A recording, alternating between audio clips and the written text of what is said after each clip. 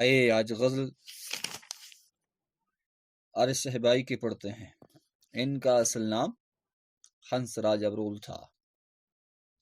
حالات زندگی آپ خود پڑھ سکتے ہیں، کتاب کو ملاحظہ فرمائیے۔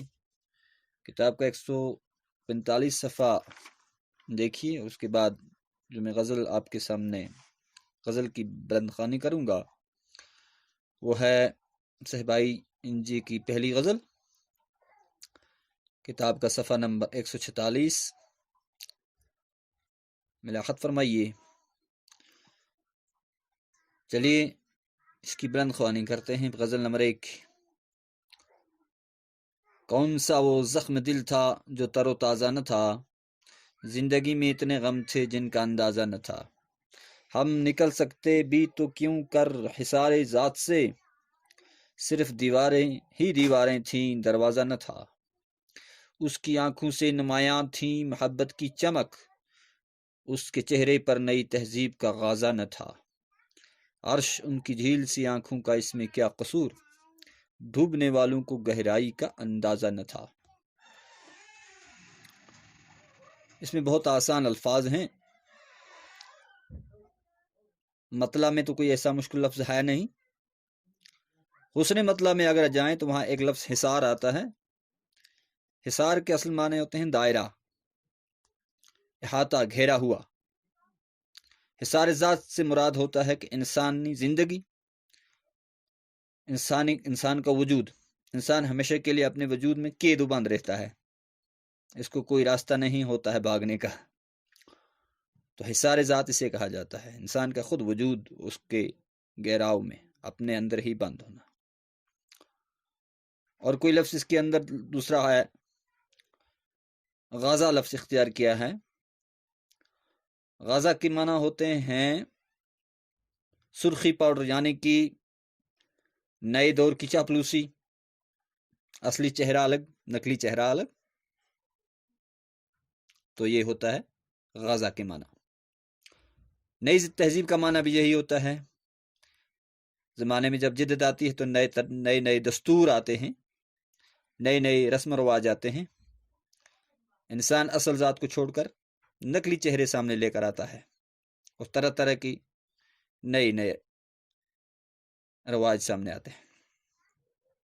بس یہ کچھ چند الفاظ اس میں مشکل تھے۔ مطلع پڑھتے ہیں۔ کون سا وہ زخم دل تھا جو تر و تازہ نہ تھا، زندگی میں اتنے غم تھے جن کا اندازہ نہ تھا۔ شاعر صاحبائی فرماتے ہیں کہ مجھے زمانے نے اتنے دکھ دیے تھے، اتنے زخم دیے تھے جو اب تک تازہ نہیں ہوئے، آج تک تازہ نہیں ہوئے، یعنی کہ بہت ہی زیادہ میں نے زخم کھائے ہیں زمانے سے، بہت سارے، وہ ابھی بھی تازہ ہیں، لیکن جو میری زندگی ہے اس میں کتنے غم میں نے سہے ہیں، کتنے دکھ سہے ہیں، ان کا مجھے کوئی اندازہ نہیں ہے، میں ان کی کوئی گنتی نہیں کر سکتا ہوں۔ آسان شعر ہے۔ اب اگلا شعر ہے حسن مطلع۔ ہم نکل سکتے بھی تو کیوں کر حصار ذات سے، صرف دیواریں ہی دیواریں تھیں دروازہ نہ تھا۔ شاعر یہاں فرماتے ہیں کہ میں اپنے وجود میں بندھ رہا۔ قدرتی بات ہے، انسان اپنی زندگی کو چھوڑ کے کہیں نہیں بھاگ سکتا، موت ایک راستہ ہے دنیا سے بھاگنے کا، لیکن اپنی ذات سے بھاگنے کا وہ بھی راستہ نہیں ہے۔ لیکن معاشرے کی میں جو برائیاں تھیں جو مجھے تنگ کرتی تھی، جس سے میں بیزار تھا، ان سے بھاگنے کا مجھے کوئی راستہ تو نہیں ملا۔ میں نے اپنے ہی ذات میں کھو کر ہمیشہ کے لیے جو معاشرے میں برائیاں تھیں ان سے چھپنا چاہا، ان سے اوجل ہو کر رہا، میں نے اختیار کیا کہ میں اپنے اندر ہی ڈوبا رہوں، باقی مجھے کوئی دروازہ نہیں نظر آیا، کوئی ترکیب نظر نہیں آئی مجھے کہ میں معاشرے کے ان برائیوں کو دیکھ کر غمزدہ ہوں، لیکن مجھے ایک ہی طریقہ تھا کہ میں اپنے ذات کو ہی دیکھتا رہا، معاشرے سے میں ہمیشہ کے لیے کٹ کر رہا۔ حصار ذات سے مراد ہوتا ہے اپنے آپ، اپنے ذات، اپنے ہی من میں ڈوبنا، باقی معاشرے میں کیا ہوتا ہے اس کی طرف کوئی دھیان نہ دینا۔ اس کی آنکھوں سے نمایاں تھی محبت کی چمک، اس کے چہرے پر نئی تہذیب کا غازہ نہ تھا۔ شاعر یہاں اپنے محبوب کی بے لوث محبت کا اظہار کرتا ہے، فرماتا ہے کہ اس کی بے لوث محبت اس کی آنکھوں سے، اس کی پاکیزہ محبت اس کی آنکھوں سے ٹپکتی تھی، اور اس کے چہرے پہ بناوٹ نہیں تھی۔ جو نئی تہذیب کی بناوٹ ہے وہ اس کے چہرے پہ نہیں تھی۔ وہ جب محبت کرتی تھی یا کرتا تھا، وہ بے لوث محبت کرتا تھا، اس کو کسی چیز کی بناوٹ نہیں تھی، کوئی دھوکے والی بات نہیں تھی، بے لوث محبت کرتا تھا۔ آخری شعر، عرش ان کی جھیل میں آنکھوں کا اس میں کیا قصور، جھیل سے آنکھوں کا اس میں کیا قصور۔ مقطع میں شاعر فرماتے ہیں عرش ان کی جھیل سی آنکھوں کا اس میں کیا قصور، ڈوبنے والوں کو گہرائی کا اندازہ نہ تھا۔ شاعر فرماتے ہیں کہ ان کی جھیل سی آنکھیں اتنی گہری تھی، جو ان کو دیکھتا تھا اس کا دیوانہ بن جاتا تھا، لیکن دیوانہ بننے والوں کو اس کی ان آنکھوں کی محبت اور ان کی گہرائی، اس کی محبت کی گہرائی تک نہیں پہنچ سکتا تھا، اس کا کوئی اندازہ نہیں تھا کہ اس کو سمجھ سکے، وہ سمجھ نہیں پاتا تھا اس کو۔ غزل نمبر 1 ختم، غزل نمبر 2 پڑھتے ہیں۔ ہر ایک رنگ میں کاٹیں گے ہم سزا ہی سہی، یہ زندگی کسی مفلس کی بد دعا ہی سہی۔ شاعر فرماتے ہیں کہ زندگی میں جتنے بھی غم آتے ہیں، مطلع ہے دوسرے شعر کا، عارف صاحبائی فرماتے ہیں، ہنس راج فرماتے ہیں ہر ایک رنگ میں کاٹیں گے ہم سزا ہی سہی، یہ زندگی کسی مفلس کی بد دعا ہی سہی۔ شاعر فرماتے ہیں زندگی میں جتنے بھی غم آتے ہیں، جتنے بھی الم آتے ہیں، ان کو میں سہتا رہوں گا، اور ان کو میں سہ کر اپنی زندگی گزارتا رہوں گا۔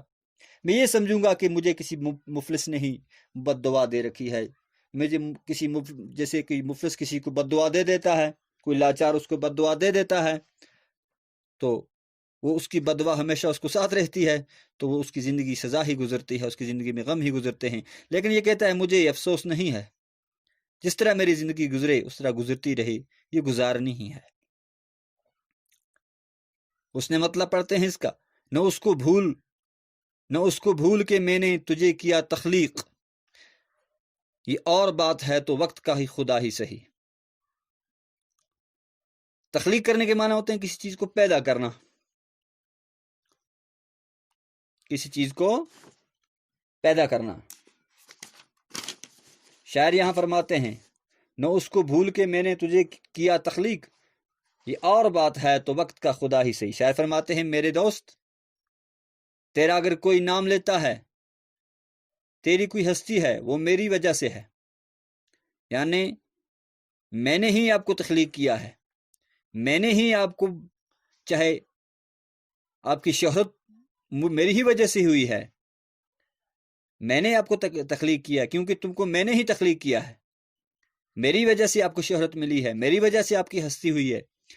لیکن یہ الگ بات ہے کہ اب زمانے پر تمہاری حکومت چلتی ہے تو وقت کا ہے، الگ بات ہے اب وقت میں تیری ہی بات لوگ مانتے ہیں، لیکن تخلیق تو میں نے ہی کیا ہے، تیری شہرت کو تو میں نے ہی پھیلایا ہے، لیکن تجھے پیدا کرنے والا میں ہی ہوں، لیکن تجھ میں جو کچھ شہرت آئی ہوئی ہے وہ میری ہی وجہ سے آئی ہے۔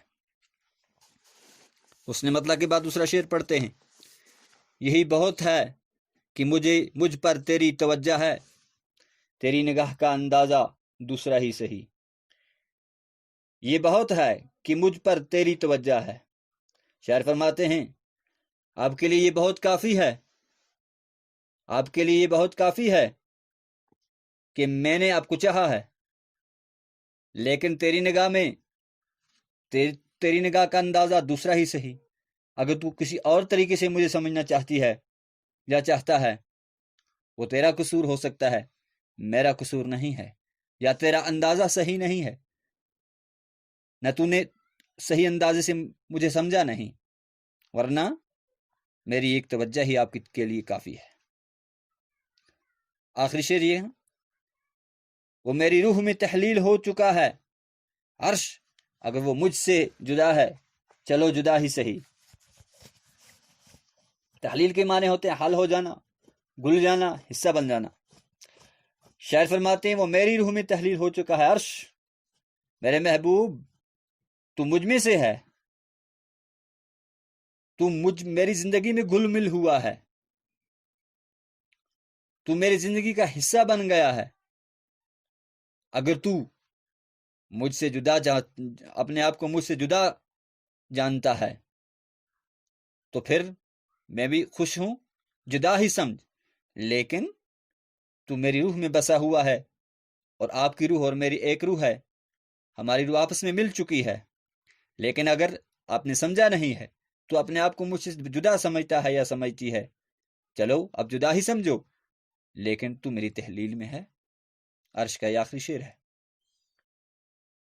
بس انشاءاللہ کل دوسری غزل پڑھیں گے۔ اگر آپ کو غزل سمجھ نہ آئے تو بار بار سنیں، آپ کو بات سمجھ آ جائے گی، اور یہ الفاظ کے جو مشکل الفاظ کے معنی ہیں ان کو یاد کریں۔ جب تک مشکل الفاظ سمجھ نہیں آئیں گے تب تک آپ کو یہ غزل سمجھ نہیں آئے۔